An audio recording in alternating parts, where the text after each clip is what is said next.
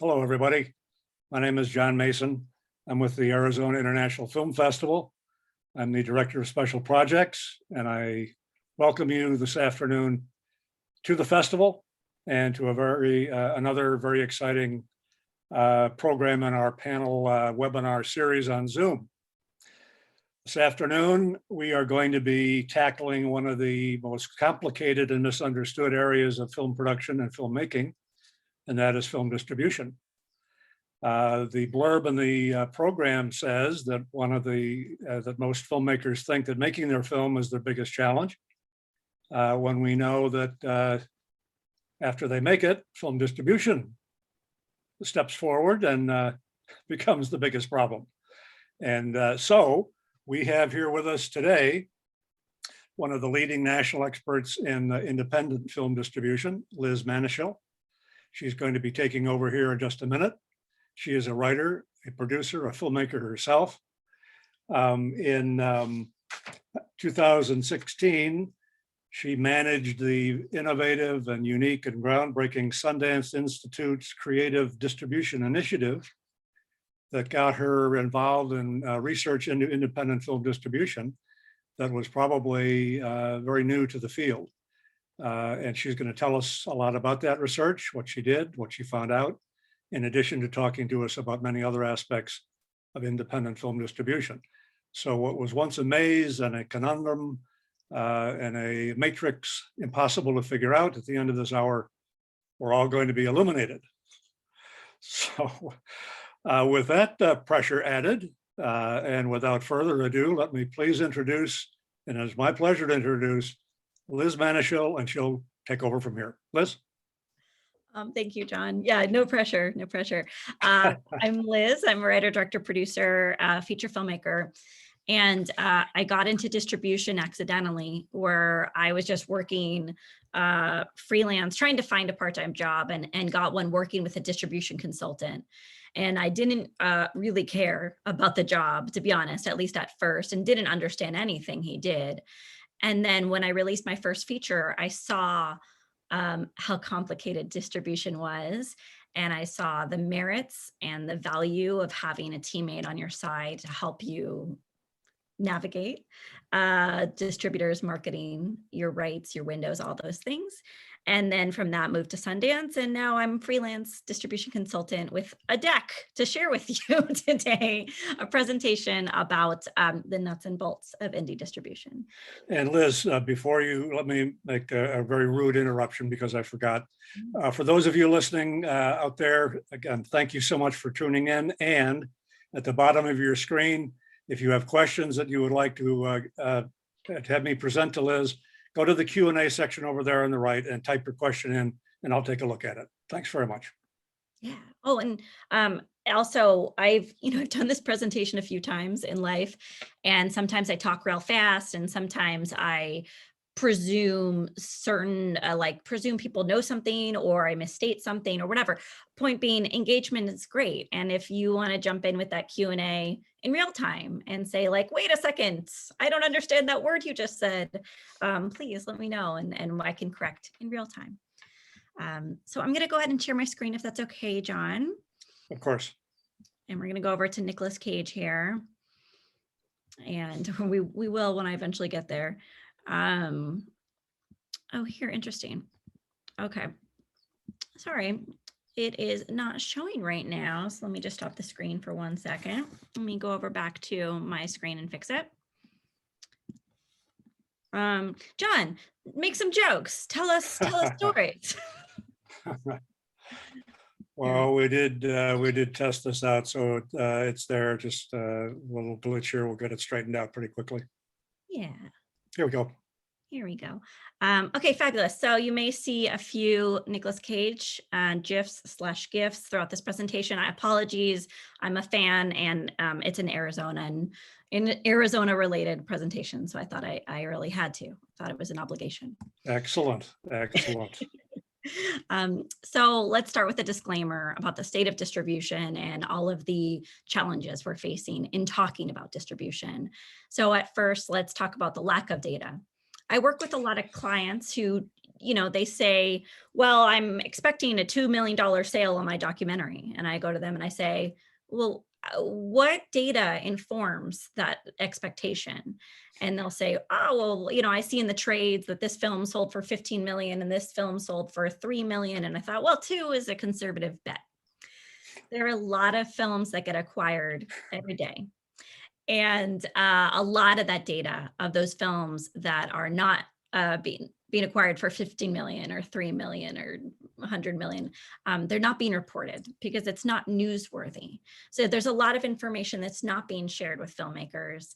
And a lot of that is due to distribution clauses, distribution agreements having non-disclosure clauses in the agreements where filmmakers can't talk openly and freely about how much revenue they made or what rights they gave away or what the term length for their distribution agreement is. So just want to acknowledge that if distribution feels confusing or a labyrinth, like John was saying, it's because it's purposefully built that way. It's by design that we're all confused, and a lot of us in the distribution consultation world or artist support world are trying to elucidate some of those like really confusing aspects of distribution. There's a lack of transparency, but there are some exceptions of where there is data that's shared.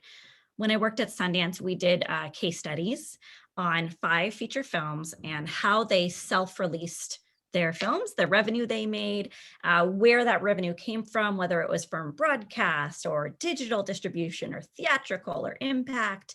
Those are all windows in distribution. So I would say maybe after we talk, mosey on over to that website, check out our 5 case studies. The department was dissolved in 2019, but we got a lot done when we existed.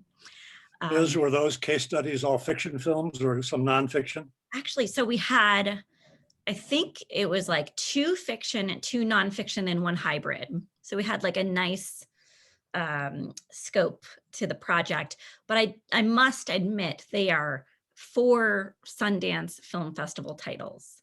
So sometimes, I call myself like a middle-class filmmaker. I play regional film festivals. I don't play Sundance or Tribeca or South by. So some of these case studies are, for me, aspirational, but it is an instance of actual data being shared in this world. So I like to share it. Synalytic is a service that you pay for, synalytic.com. They should pay me because I basically promote them everywhere I go. So I should work on my marketing for myself. But they do provide projections based off of data of box office, and I think sometimes digital revenue, on how your film could do if you put it together in this territory with this actor in this genre.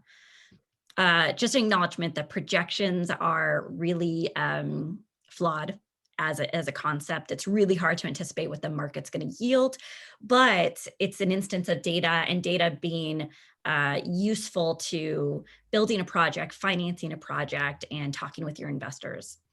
And the Numbers is a site run by Bruce Nash that regularly reports box office and digital data on films. So pretty cool resources. I also want to acknowledge that, I mentioned in the beginning of our day that, because if this has been hours, in like 2 minutes ago, I mentioned that filmmakers may not be making money, or they may be making tons of money. We have no idea because of this obfuscation of data in independent film. And I wanted to acknowledge that Rebecca Green, who runs a service called Dear Producer, did a producer sustainability study where she asked producers, are you making money? Are you sustaining a life based off of revenue from your films? And I'm not going to give away the answer because it's a downer, but check out that survey and the responses. And we have I would like to admit that I think that there's something broken in the system in terms of filmmakers actually making a life off of the revenue from their films. And this is something that I'm working to change. What I hear you say there is that many are not. Yeah, I would say it is the standard that a film does not recoup its budget. And I'm a micro budget filmmaker. I make films And this is going to sound like a big number to some and a tiny number to others, but I make films in the 100K block of budget. So $100,000 and below. And I'm only close to recoupment on my first film, and it's been 6 years. And we had a Hulu deal. We had a high profile distributor. We had 2 airline deals, but it's just the way the waterfall breaks down. And the waterfall is what we call how money goes from the distributor to all the different partners who absorb money from a film. You know, the partners in an LLC, or the actors, where it's SAG-AFTRA comes in. I mean, it's just various different platforms. Various different entities take a piece along the way. Once you have your gross revenue, it just gets taken apart bit by bit. And so I always advocate reducing middlemen and women when you do distribution. And a lot of what I'm talking about today addresses that. How can you work with a partner where you exploit rights that they don't know how to exploit, and therefore don't take a percentage on? How can we maximize revenue and impact with a film? So yeah, it's tough out there. It's tough out there. And then finally, just an acknowledgement that, you know, there is an elevator to success in the film industry. I think we all know it. I just like to say it out loud, because I think people think because I worked at Sundance that I might have drinking the Kool-Aid of believing that this world is a meritocracy. It's not. And very often name, cast, genre, and artist support organizations like Sundance or Austin Film Society, or Tribeca Film Institute when it was in existence. A lot of these times, these brands and these genres and these names will help you on the elevator to success. And I want to acknowledge that there seems to be a class division between top tier festival films with name, cast, hard genre films, and the rest of us. And so what I like to advocate for is actually the long game. You make movies at the resources you have access to, and you outlast the competition. And that's my TED Talk. I'll get on to some more practical information now. Distribution. Marketing is easy. Marketing is hard. Marketing's the hard thing. Distribution is easy. And the reason I want to say that is because distribution is actually just getting content up on a platform. Marketing is getting the audience member to watch that content. And what I'll be talking about for the next few minutes are what's the difference between a distributor versus an aggregator? What are the differences between open and curated platforms in distribution? And what is self-distribution? So an aggregator is a service. It's a service you pay to get your film up on a platform that's usually an open platform. And so let me unpack that, because it feels like very robotic and like salesy. You work with an aggregator. Let me name some: Bitmax, Premiere Digital, Juice. I think is evolving its methods, but these are just companies that will take your film and deliver it to a platform that's open. And an open platform is something that's non-curated, like Apple TV. Apple TV, most anyone can get their content on Apple TV. All you have to do is make sure that technically the file is proficient enough. And the aggregator, you're just paying them to quality control your file and upload it onto Apple TV's platform. And you deliver materials to the aggregator, you pay an upfront fee, all money comes back to you, the rights holder, other than the fee that Apple TV takes. So what are the bonuses of working with an aggregator? Liz, explain, you said the file needs to be proficient enough. What do you mean there? Yeah, it just means like it's not a corrupted file. It's it's a complete master film file that's in the specs that Apple TV requires. It's in the codec that Apple TV requires. The resolution, the sound is there, the picture's there. It's basically just an overseer making sure that your stuff is up to snuff. That's what the aggregator does. They're just a service. And anyone can work with an aggregator. And like I mentioned, all revenue comes to that rights holder. You have control over the release date. You have the control over, I think release date's like the main issue here, but you submit the marketing material yourself, like your poster and your trailer. So it's no one saying, I hate that poster, I hate that trailer, you have to redo it. You have the control of how you want to market your film. And I'm saying there's no creative counting, and I'm saying that as kind of a comparison to some kind of history of distributors, which I'll get into. But with aggregators, you're just paying for a service, and it's very black and white. And when you're working with an aggregator, you have the potential to control your distribution in a way that you are able to better grow your own audience.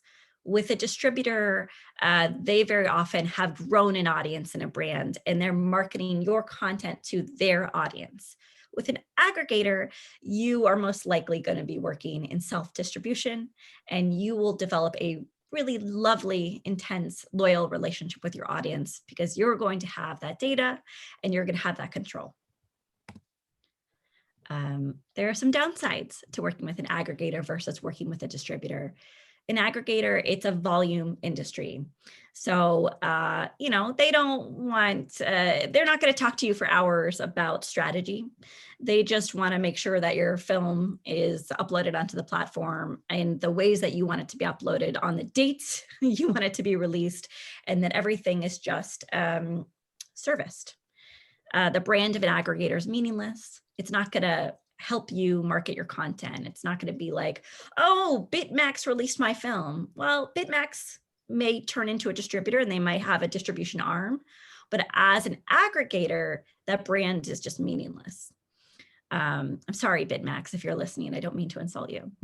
Upfront fees. If you don't have money saved for distribution, it's going to be really hard to work with an aggregator because that's their whole model, right? You're paying them upfront money so that you could absorb the revenue.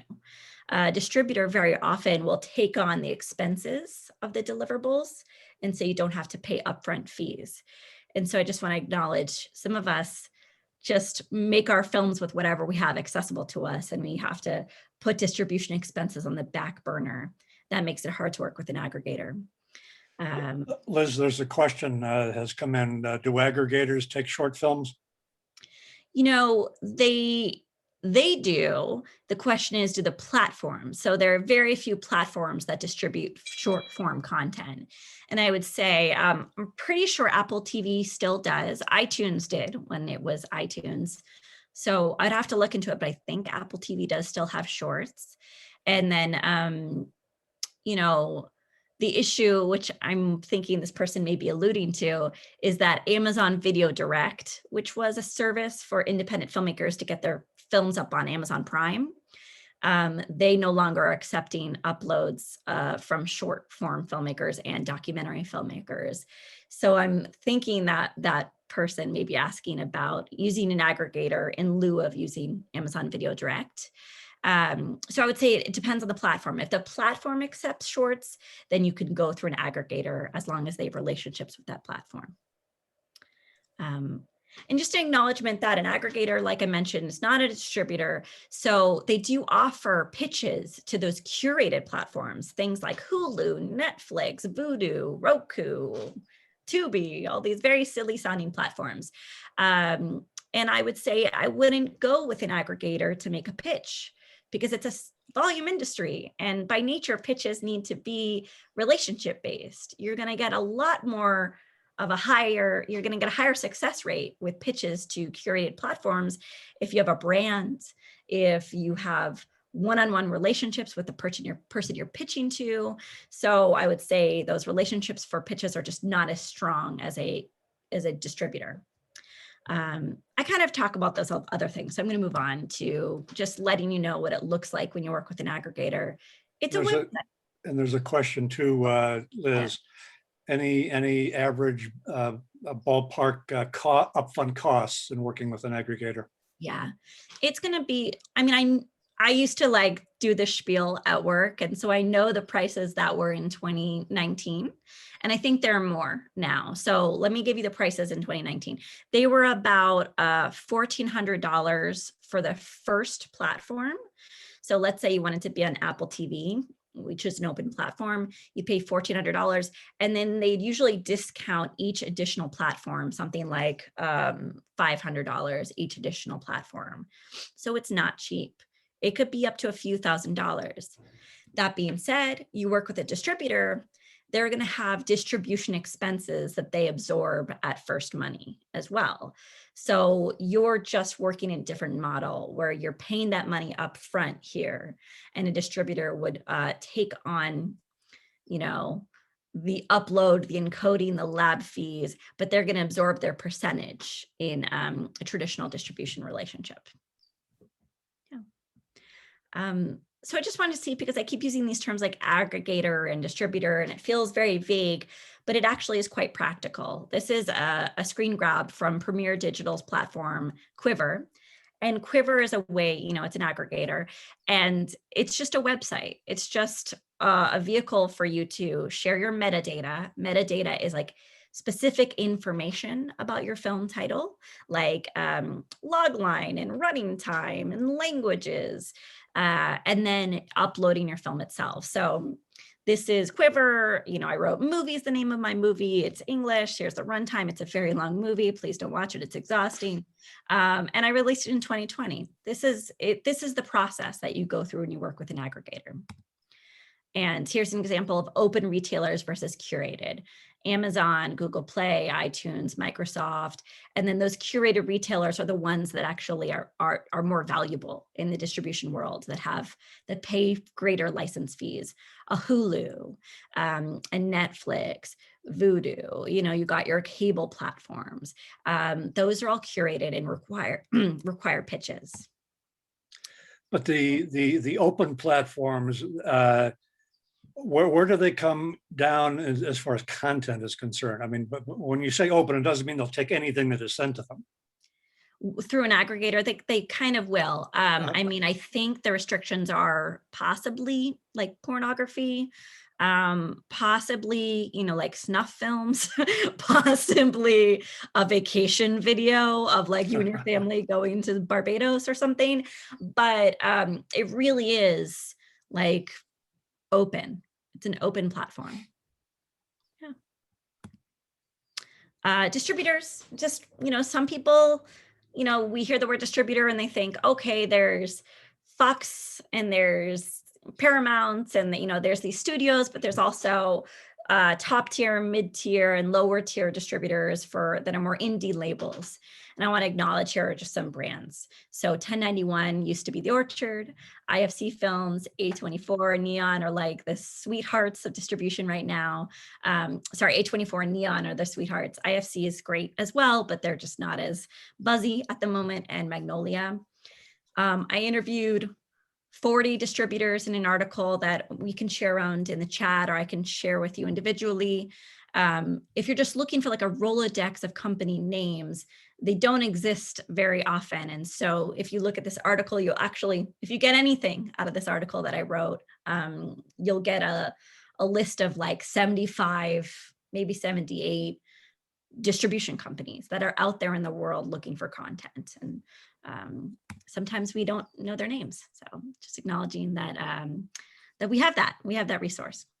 So sorry, my son really likes Bert and Ernie. So I think that's the only reason why I use this image. What's the upside of working with a distributor? I think for all of us, we think of distributors as a way to amplify our reach, connect with new audiences, and make us more money. They can also pitch the film to curated platforms, like I mentioned. But there has been a history of creative accounting where you may work with a sales agent or distributor and they, take out or charge you for their trip to France and their dinner at a hotel, or, there's actually a long and varied history of distributors not providing accurate, clean, transparent reporting to their filmmakers. And that's actually some of what I do is I vet distributors and I collect information on what distributors breach contracts and what distributors are good partners or good collaborators. I want to acknowledge that some distributors vary in size, obviously, and sometimes smaller boutique distributors will kind of woo woo mid-tier and below filmmakers like myself, and they'll say, I love your movie, we're really gonna try hard and we're gonna do our best and we care about it so much. And I just want to acknowledge that that's kind of meaningless. At the end of the day, you want a partner who has reach, who has a brand that matters, who has relationships in the industry. And these smaller boutique distributors are very often going to get more from you than you're going to get from them. So I'll go into it later about how to assess a distribution company. But you also want to see what's their reach and will their reach actually complement and supplement yours. Bottom line, you need to look at your options and choose the best one in front of you. A lot of times we only get one offer, two offers, if that, on our films. And so that's why self-distribution is always a good option to think about as an alternative. How to find distributors.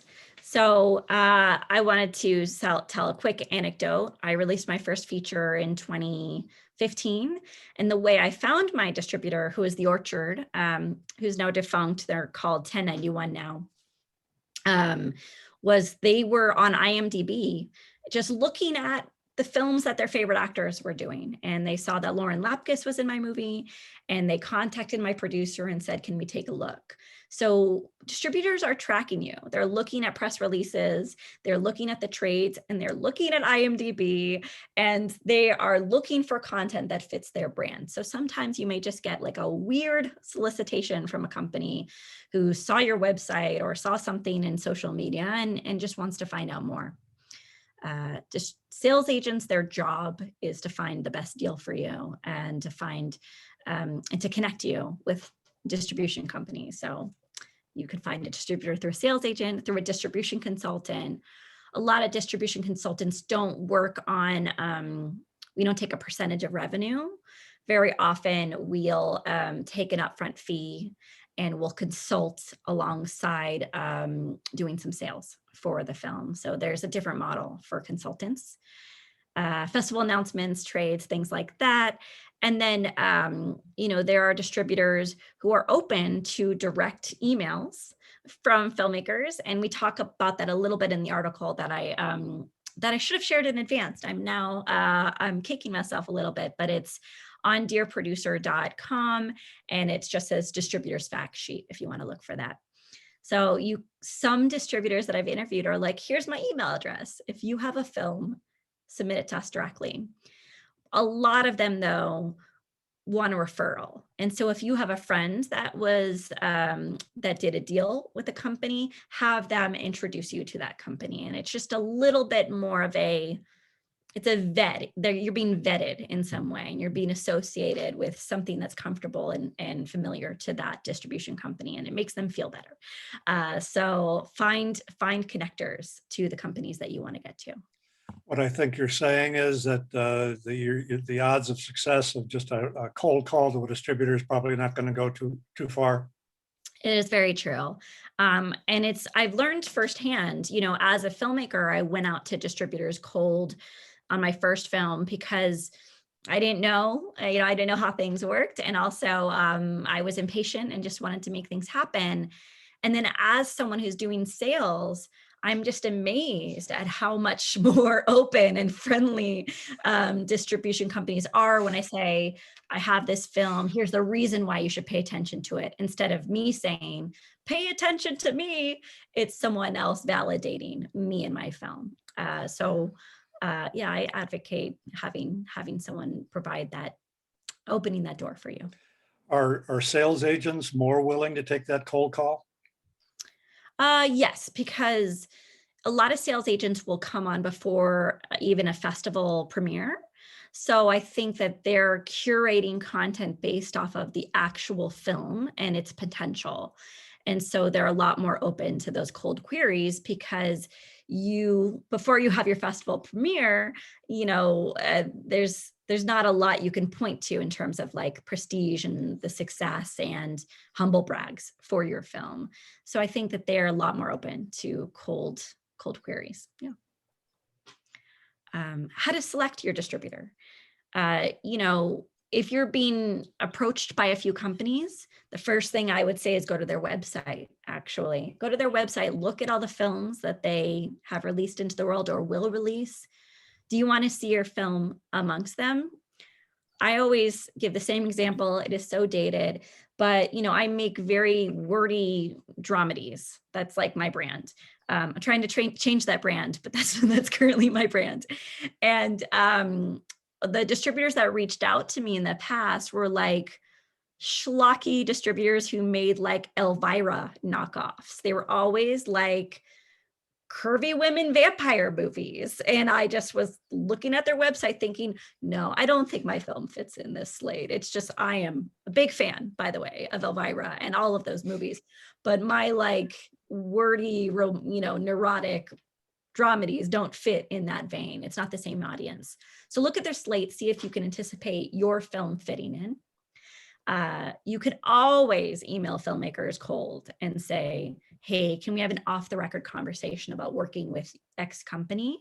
Filmmakers, as we all know, we love to gossip. We love to share information. And it's community building to kind of ward people away from a decision that you made that was maybe a bad decision. So never be afraid to reach out to other filmmakers. Have a conversation with the distributor. This is not an ethical evaluation of like, do I want to hang out with this person for the next, do I want to go to a pool party with this person weekly? No, but if you feel like you connect with them, if you feel like they're being honest and transparent, warm, if they're talking to you like a human instead of talking at you with acronyms and business robotic speak, gauge whether you can really collaborate with this individual. And then obviously the most important thing is their contract fair? Are they asking for lifetime rights of your film? That's a red flag. Are they asking for rights that they're not going to use? That's a red flag. Find out, try to deconstruct what they're asking for. Work with a lawyer, work with a consultant, work with a sales agent. We're all allies to help you understand these contracts and to protect you, essentially. I mentioned this earlier, and I harp on about this a lot, but I think that a lot of filmmakers fall victim to passion in distribution, where someone will use the phrase, I love your film, and that will win us over more than so many other practical concerns. I've had so many filmmakers say to me, they care about this movie. And you know what? I think that those distributors are really good in the room, and they're really good salespeople. But ultimately, it doesn't matter if they care or if they say that they care. Are they good at their job? And will they make you money? And will they respect your collaborative nature as a filmmaker and how you can inform the marketing and distribution process? Those are all way more important than someone saying that they loved your film. And Liz, is it accurate or not that of the handful of distributors that you researched and looked at, do they tend to have a specialty that they're looking for, or are they more diverse and they'll take any good film that they can get their hands on? Because if somebody's looking for sports films, just as a poor example, and I'm pitching historical drama, I mean, I'm totally going to waste my time. That's a really interesting point. So it's hard to anticipate what a distributor is looking for, because what may be zeitgeisty right now is not going to be zeitgeisty by the time it's releasing. So like distributors often have to anticipate what they think is going to be the breakout films, even like a year from acquisition date, because it's going to take a few months to get the film ready. And I mean, I could go into the timeline, but basically, I would say some things are evergreen. Sports, I think I mentioned this in our last chat, extreme sports documentaries are always popular. Food documentaries are always popular. And then things with name cast and hard genre films are always popular. But in terms of very specific specialty genres, like a period drama or, a Spanish language comedy or whatever it is, it's not there's never a distributor just looking for that. they're looking for commercial material, and they're looking for prestige. They're looking for name cast. They're looking for something that they think has an audience. And if they've already released a period drama, that actually is probably a tick against your film, because they're going to use their resources to market that film that's already a proven entity and a proven success and has an audience. And your film may be thought of as a threat to that original title. So there's a million reasons why a distribution company would take on a title. But I would say the majority of the ones that I interviewed don't specialize in like subgenres. They may specialize in documentary versus fiction, but mostly they're just looking for the thing that's going to make them money, which I know is a cop-out answer, John. It's the truth. It's the only way I can answer the question. How did I select the distributors I worked with? In this latest situation, I worked with a distributor called Giant Pictures. And I really loved how flexible they were. They let me retain certain rights. I retained theatrical, I retained airlines, I retained live semi-theatrical screenings. They take on a lot of Sundance, South by titles too. Even though they're kind of thought of as this aggregator / distributor, they have a brand to them that was meaningful to me. And this is me being rather, I'm realizing now we're broadcasting on Facebook, so I may regret this last point, but you know, my film wasn't a film where A24 was like, please, Liz, we want your film. You know, I had like maybe 2 offers on the table, even though I had name cast and I think some solid associations with my film. It was a fiction feature inspired by the death of David Bowie. So, you know, there's an audience, I think there, it's time travel, there's a wormhole. But I would say they were the partners that I thought that could make the most out of what I thought was actually kind of a mediocre situation for all of us. And they did. They got me a Showtime deal, and they were a collaborative partner all the way through. And I'm grateful for them. When you say, another quick question, that these distributors are interested in what's going to make the money, where does production quality factor into that? Because maybe an independent filmmaker has a great film, but there's some the sound is terrible and the photography is not up to snuff. I mean, what happens then? Yeah, that's a massive influence. That's a big influence on whether a distributor takes you on. You're competing against films with budgets 10 times higher than the films. I'm going to presume that we're in the same bucket in terms of micro budget that we make. And I've had distributors reach out to me, say they were interested in my title. This was for my first feature. And then they came back and said, we noticed some production sound issues and we are stepping away. We don't want to work with you anymore. Which is real fun, let me tell you. So yeah, it could definitely influence whether a distributor works with you or not. And let me clarify, I think, which may be a myth in distribution, is that some people think that distributors take on costs to finish a film or to pay for music licensing or, assets for international distribution, like M&E files for dubbing, and it's just not so.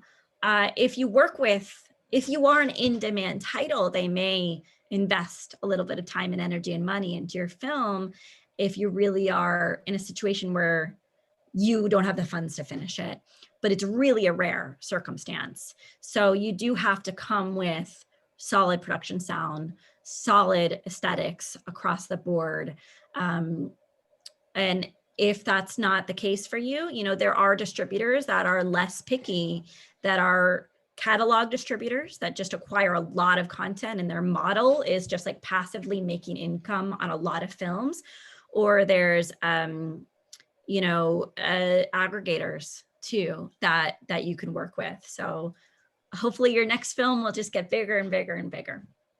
And just want to also acknowledge that there's a little bit of latitude with nonfiction films, because sometimes you're working with found footage and that sound is not, the perfect sound. It's on the fly, and the visuals are, a shaky camera in the middle of a crowd. So I want to acknowledge that some latitude exists there. There's a question about your film that you just mentioned. Yeah. That was, they liked it, then they didn't like it. Did you have a professional sound mixer, or was it a post sound issue? Oh my God. Yeah. This was on Bread and Butter. And I think, I wish I could tell you the exact spelling of the distributor, because I'd love to shame them for their behavior. But I think they're out of business now. But yeah, I had a member of the sound union, like a board member on the IATSE board or something, mix my film. So I mean, it was like, yeah, it was Wow. decent sound. I will admit that there was like it wasn't perfect production sound. It was a great mix. It wasn't perfect production sound, but it was good enough for the Orchard, and the Orchard was a fairly high profile distributor in 2015 when my film was released. So it's just interesting. You're going to see some bias from time to time from distributors. And has that been a trend of late? Not that what expenses, things that distributors used to pay for, they're not paying as much for things, and they're pushing those costs back onto the producer. Yeah, I mean, I wish I could tell you that I had data on them being more supportive of filmmakers in the past and this being a change. I just don't, because I just got into sales and the past few years. But I would say I'd like to acknowledge that, like, every year we just make more and more films. There's more and more people making movies. The marketplace is oversaturated, and less films are getting MGs, which stands for minimum guarantees or advances. And that's like the upfront money that a distributor may pay to acquire your film. Those are really rare right now. I have a film that I consulted on that has serious name cast, premiered at Seattle, really good film from a prestigious filmmaker. In the biggest MG they have is mid 5 figures. And I would say that's years higher than other clients that I work with. So I just think that money is at a, like, upfront money and investments are at a premium right now. This is the most boring slide, and I'll try to make it as entertaining as possible. It's rights, terms, and windows. So distribution, you have various different rights that you can exploit for your film. And we call those windows. Windows is like the duration of time for that right, and the right is the right. So some of these rights are transactional. So transactional is like Apple TV, you pay a one-time fee to rent or purchase that film. It's a transaction. Subscription is Netflix or Hulu. You pay a subscription fee to access a library of content, usually a monthly fee. Semi, non-theatrical or grassroots screenings or community screenings, they're all the same thing. Those are watching the film in a space with an audience, live or virtually now, that's not a movie theater. It's working with a nonprofit to put on a screening, having a screening at a church or a community center. And sometimes educational overlaps this right, because you'll have a live screening at a college or a university. Theatrical, we know that one. Airlines, cruise ships, hotels, prisons. Your film can be in these places too. Physical is Blu-ray or DVD. It's physical distribution. AVOD is ad-based revenue. It's it's kind of like the TV model. You watch something on Roku, you watch something on Tubi or Jupiter, you're seeing a commercial in between. That is where your money, where your revenue kicks in, is like every time someone watches that commercial, you're paid out like a little bit of a fraction of the money that is dispensed. Would YouTube fall in there? YouTube is complicated, right? Because there's YouTube Red and then there's YouTube. But yes, if it's ad-based revenue, it's part of AVOD. Yeah. Oh my gosh. I'm like now going, I'm like, oh, I hope I'm explaining this right. But yes, there's so many different platforms. There's so many different ways to get your film out into the world. That doesn't necessarily mean there's so many ways that you're going to make money, because very often the amount of money that you get per stream, per view is tiny.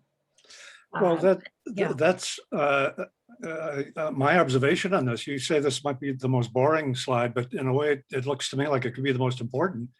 How is a filmmaker supposed to sort all of this out? I mean, somebody comes in and says, "Oh, I can make you over here and broadcast and and airlines." I mean, how are you got 15 possibilities here. You don't know these markets. I mean, it seems to me it could be kind of easy to get lost here in all this stuff. Oh, it's overwhelming. And I think that there are a few rights and that I didn't even mention. And that's where those conversations with distributors are really important. You never want to just like hand your film off to someone and walk away. You want to talk to them, and you want to interview others who have worked with them. So for example, I worked with Giant Pictures for my film. I really wanted to book my own theatrical run, and I had just had a baby, so I only did one engagement, which I'm like regretting. But what I did is I created a one sheet, which is just like a PDF with some art and some festival laurels and a synopsis. I can send an example of a one sheet around, or I could send my one sheet around. And I went and I emailed Lex Sloan at the Roxy in San Francisco, and I said, "Here's my trailer. Would you be interested in, playing my film?" I'm going into this for a reason. I'm so sorry, John. It sounds like I'm just going on a complete different diatribe. But what I'm saying is, like, I knew Giant was not going to do a theatrical run for my film, so I took on those rights and I pitched the film myself to a theatrical exhibitor. I knew Giant didn't, I didn't think Giant was going to do an airline deal. So I really wanted to try to pitch to an airline aggregator. So I did that.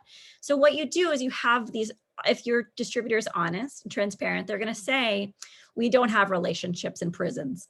I mean, that's a good sentence to be able to say sometimes.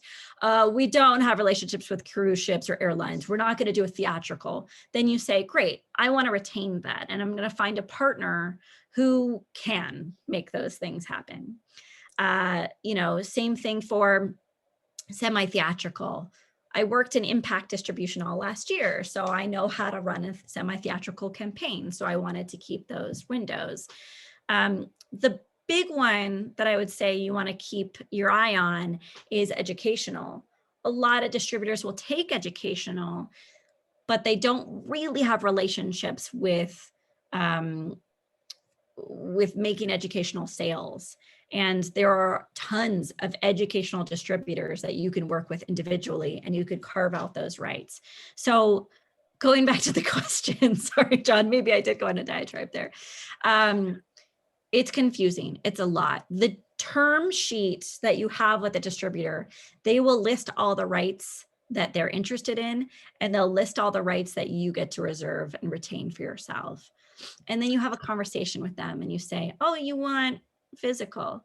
Can you tell me, is your DVD manufacturer, are they manufacturing on demand, or is it en masse? Is it, are they going to produce 1,000 DVDs, or are they going to produce it based off of what the demand is?" Yeah, you got to be sharp. Yeah. There's a question that says this participant is saying that her advice to filmmakers is that before you get your film degree, get a degree in business. Yeah. I mean, or law. I mean, 100%. I've heard that before, and I do believe it. And it's said over and over again by many different people. But when you're a filmmaker, you are an entrepreneur. You are starting a business with every single film, and it's exhausting. And that's why you feel tired all the time, because we chose a really, really difficult business to be a part of. So an MBA would be, or a bachelor's in whatever it is. As you could tell, I went to film school. I know nothing about business, but it would be a good asset for someone to have. just some things to acknowledge when you work with a distributor. Term length, like I mentioned in the beginning, I like term lengths that are 3 to 5 years with a distributor. Very often a distributor will give you a 15-year contract. And I like to say, 15 years from now, my son will be a teenager and driving a car. That is insane to even think about. The world will be a different place in 15 years. How can you expect that they're going to actively promote and find opportunities for your film for 15 years? So I like a 5-year deal with an option to renew, like an annual option to renew. Make sure they're going to use the right if they're going to take it. And then you can always carve out things to sell to another distributor or to exploit yourself. So you can make, I worked with my editor to produce DVDs and Blu-rays on my first feature. And he just, we got a photo printer and we bought, blank cases for DVDs, and we printed out labels, and we sold DVDs ourselves. And there's a world you can do that too. There's another question, Liz. What about international markets? Oh God, it's like my weakness as a consultant. I always advocate working with an international sales agent, because the way the industry works in Europe, in Asia, in all these places, I'm not going to list continents. I'm so sorry I even started. It's so different from the United States. It's just a different mentality. They have state-supported artists. They have pipelines from festivals to distribution. It's just like really, really interesting and very different. So, there's a world where you work with a domestic distributor and you just green light all international territories that are English speaking, and you just exploit the film in that way. But it would be better to work with experts territory by territory and try to find meaningful deals with broadcasters internationally.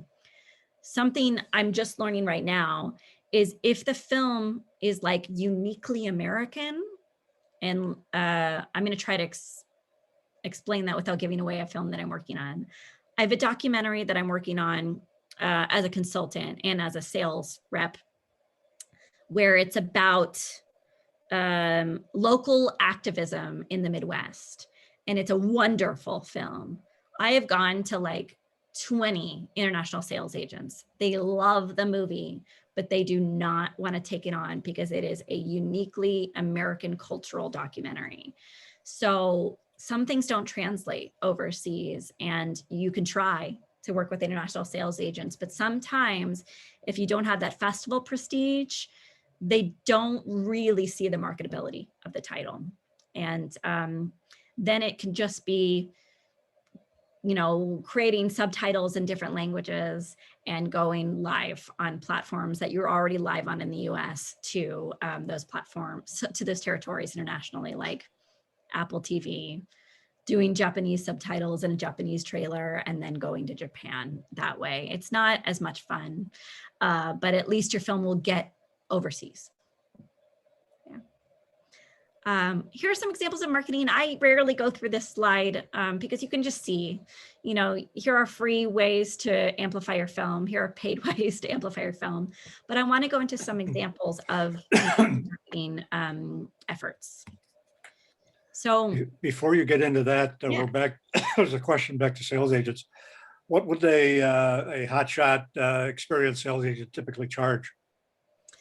I only know some rates, so I'll be vague. I would say anywhere from 3,500 to 7,000 upfront, and then they take a percentage of the back end. So it's a lot. And if you have a really strong genre film with no cast and maybe no festivals, that might be a really good play. Because if it's a horror film and a sales agent that you're working with traffics in the horror world, they're going to get you places that you couldn't get individually, and it will be worth the fee and the expertise and the percentage. But I have a lot of clients that choose me over a sales agent because as a consultant, I can get them to the exact same distributors. If you have like an indie drama with no cast, I wouldn't really recommend you have a sales agent, because there's really only a few distributors that are going to take that content, and they're not going to give you an advance. And I really want you to minimize how much money you're giving away to other parties. So just think about what's the inherent marketability of your film, and does that sales agent have better relationships than you do in that, or another teammate who would not take revenue from you. Liz, I hate to be the bearer of bad news, but we're coming up against 4 o'clock, Oh my God. and you've got so much to cover. I'll Please, go real fast. please get into marketing. We can go a little bit longer. Get Okay. into marketing, film festivals, and self-distribution. Yeah, I'll That only takes 6 or 7 hours, but if you can. I think marketing is actually where I end. And just want to acknowledge that your poster and your key art, which is like your poster, it just doesn't have the billing block, and your trailer are vital. And you don't really want to release your trailer until you're available for sales, until you're out into the world and people can buy or rent your film. You want to hold back that exclusive asset. You know, art needs to stand out in a crowd. It's vital. Low budget hacks, you know, if you didn't do an on-set photographer, use an illustrator and do something a little bit more abstract and a little bit more picturesque. You'll have different art between an international sale versus a domestic sale. This is just an example of like the way people choose their content they're going to watch is looking at thumbnails, and look to create a thumbnail that's going to stand out amongst the other films in your genre. So I just want to give some examples here. I worked with the Meet Me Halfway team. This was their original poster. I said, I don't like it. Let's do something more commercial. And we worked with the Robot Eye, and we created this more emblematic image that I think conveys a world where meat eaters and vegetarians can come together. And it's really shiny, clean, and polished, and it brings me in. It's very simple. This is just like, I don't want to see this guy. I don't know what this means. Why, you know, what's going on? This is a lower budget film produced by Hudson Phillips. If you know him, he's great. It's sci-fi. It has no name cast, and it's illustration, and it grabs me, it pulls me in. And I just want to say, creating something intriguing that doesn't spell out every single aspect to your film is really important. And I wanted to give my examples of my key art. This is the poster I designed. I wanted something beautiful. I wanted something reminiscent of David Bowie, something cosmic, because it's a time travel David Bowie love story.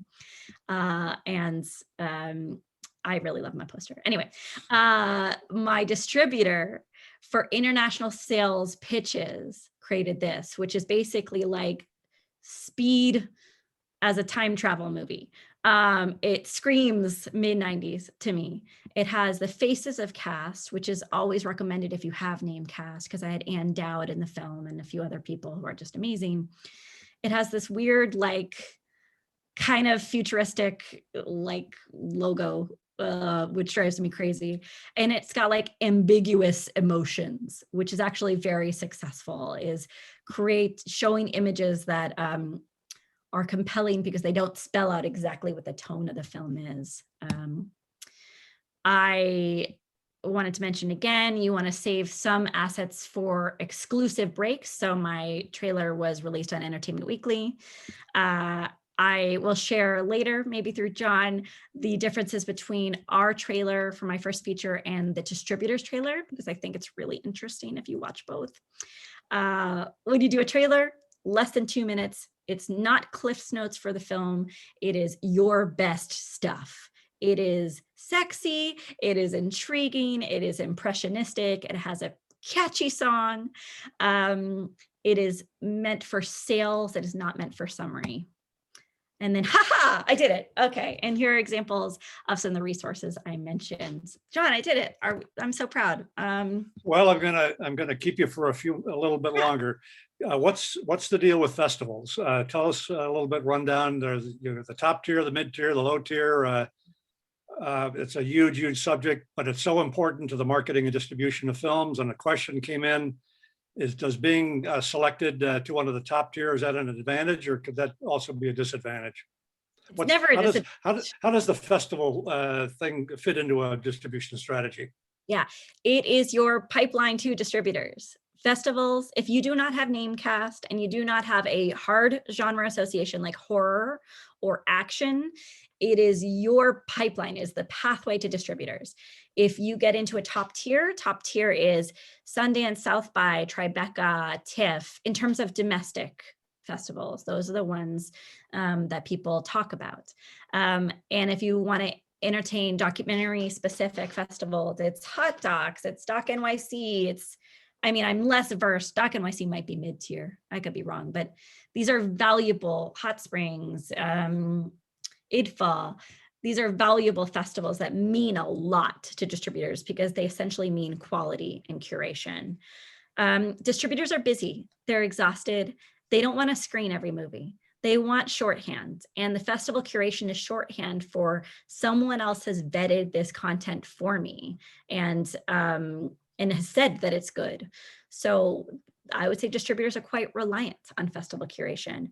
And, there's swaths of mid-tier festivals that are meaningful in terms of audience, but may not be meaningful in terms of the brand of the film and the distributor. So there's a certain time where if you're promoting a festival laurel from a lower tier festival, it will actually devalue your film rather than just having the film speak for itself.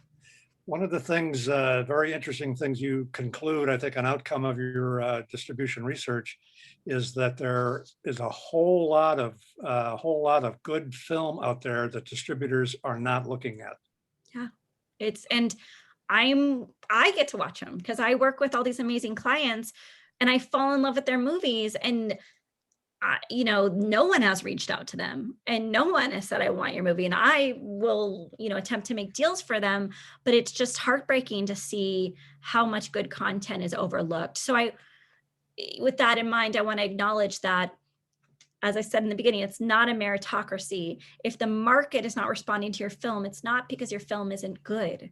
It's not because you're not a good filmmaker. It's because we are in a ridiculous economy and people are lazy and they are going to go with what they think is going to make them money. So we need to learn as filmmakers, if we can, to not take things as personally and just figure out how to make the most out of the situation that we're in.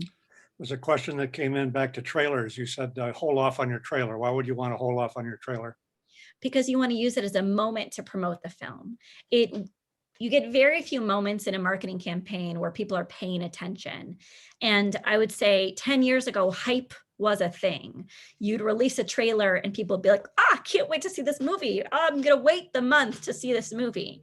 Now you're forgotten within that month between the trailer release and your film's release. So you release the trailer when you have something to sell, when people can immediately pre-order or rent your film, because people's attention spans are that short. And can we wrap things up, first of all, with a huge thank you, but can you take a minute or two to talk about self-distribution? Again, another topic that we could talk days about. Sorry, I went late.